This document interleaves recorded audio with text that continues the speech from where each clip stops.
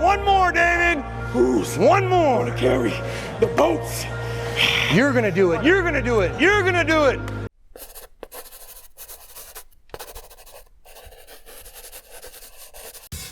Very early in my limestone season, it became obvious that the climbs I'm most psyched about were overhanging limestone caves.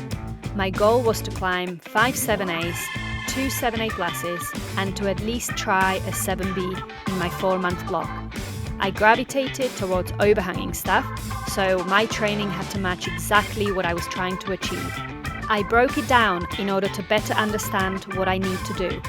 Overhanging limestone caves require excellent body tension, strong core to bring the legs up, good finger strength, and the ability to pull into the wall, both with shoulders and back, as well as your legs for heel and toe hooks. This kind of bouldering is very physical, and I wanted to make sure that I also do some training as injury prevention. My training was as follows. What I did differently to my previous training cycle is that I planned to do 2 sessions a week, splitting half crimp and drag on different days. The reality ended up being that I ended up doing a fingerboard session once every 5 days or so, as sometimes I was too tired from climbing, and I wanted to be sure that my fingers are fresh for this kind of training. I continued my max hangs on a 20mm edge, but also planned 10mm edge hangs, as I struggled to hold really small holds, and I thought this would be a really good starting point. I started my half crimp on 20 kilos for 10 seconds and ended up on 26 kilos for 10 seconds. Just like with my other cycle, I would slowly go up in weight, and after one particular rest week, I added 4 kilos from previous session, which was pretty insane. So according to the Beastmaker website, you shouldn't go up by more than 2 kilos. So if I get injured, this serves me right, but I'm going to try and add another kilo, so that's like 4 kilos. But I feel like my fingers can handle it, so I do not have these kind of gains like very often. They kind of happen usually after like a deload week, but every now and then I find my fingers feel like really, really good and really strong, in which case I kind of like push it on those times, and then when I feel like my fingers are like just about making it, I do not stress my fingers any further. That's when like I think it's just a number. It does not matter if I fingerboard with like 18 kilos or 19 kilos or 9 kilos. It's like it does not matter, but when I feel good, I do try to push it, and then I'm gonna kind of like stay at that level for a little while. So it's not like I do this like all the time, just to kind of like clarify. My drag improved from 18 to 24 kilos over the cycle. Splitting drag and half crimp sessions seem to show more improvement, so I think I'll continue to do this in the future. The 10mm edge fell hard, and I only went from 8 to 10 kilos for 10 seconds over the period. I planned to do it once a week after my other max hangs, but I only ended up doing a few sessions as my fingers felt tired and I didn't want to risk injury. Climbing on limestone was really working my fingers, so I didn't want to push it. I think I will have to focus on small holds in another cycle. Max pull-ups felt really hard work this training block, and I felt that progress was much slower than before. I suspect it is because I was doing a lot of climbing and I was not as fully rested, as limestone climbing is so much more powerful than gritstone bouldering.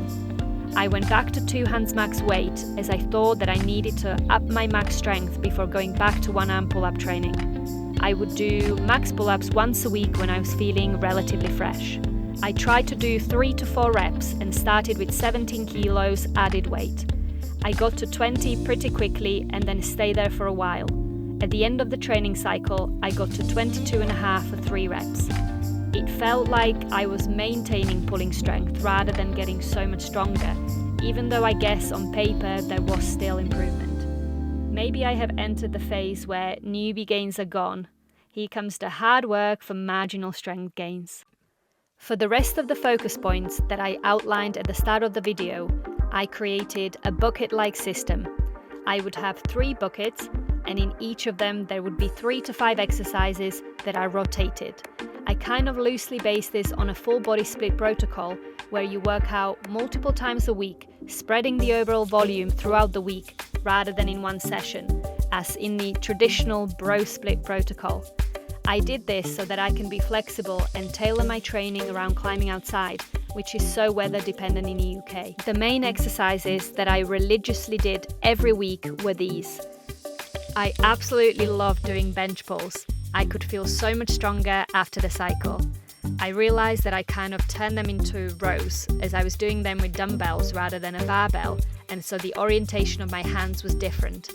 I did them to improve my strength in the back of my shoulders and upper back. I started with 12.5 kilo dumbbells and progressed to 17.5 kilos. Back raises targeted my lower back, and over the cycle I went from 5 to 25 kilos. I wanted to make sure that my lower back was used to it, so I started with a very low weight. Romanian deadlifts were mainly to target my hamstrings, but this is a great exercise to do for the whole posterior chain. I took it easy as my hamstring was still playing up and I didn't want to push the weight as much. I started with 45 and built up to 55 kilos, which didn't feel like my max, but I wanted to be really sure that I wouldn't re-injure my hamstring. Hip thrusts were probably my favorite exercise. I did them to help me build up my glutes for high tension moves. I started on 35 and finished on 65 kilos. I also did face pulls, squats, these mainly target the quads, and calf raises. I find dips so hard due to my shoulder mobility, but they are a really good exercise, so I try to do them once a week. I didn't add any weight as they felt hard enough just like that. I like doing bench press, but I didn't really improve very much. I stayed on 35 kilos the whole cycle.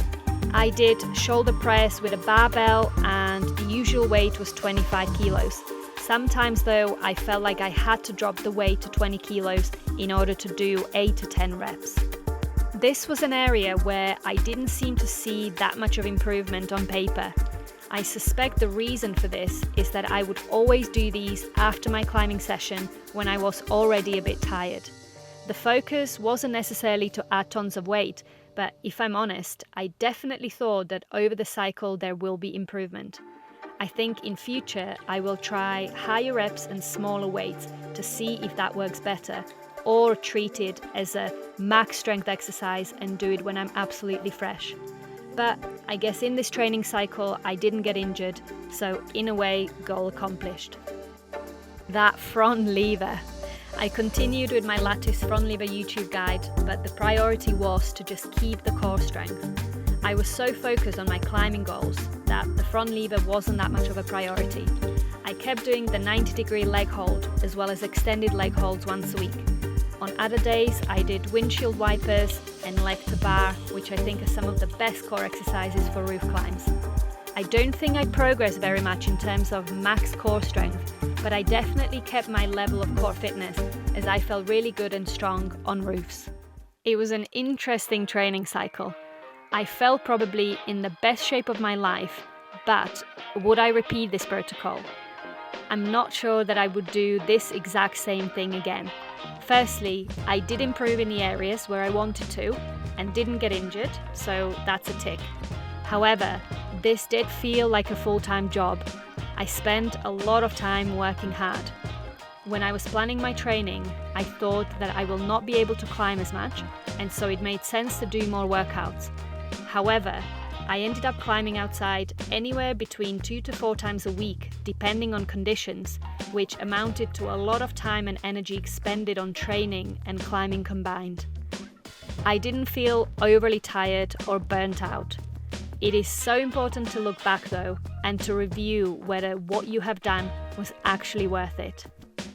I hope that you found this video informative or at least a bit entertaining. Please let me know in the comments if you enjoy this kind of content, as the feedback is really useful for me. I guess the question is, how did all of this translate to my climbing? It's great to be in a good shape and all that, but did it actually help me climb those grades on limestone?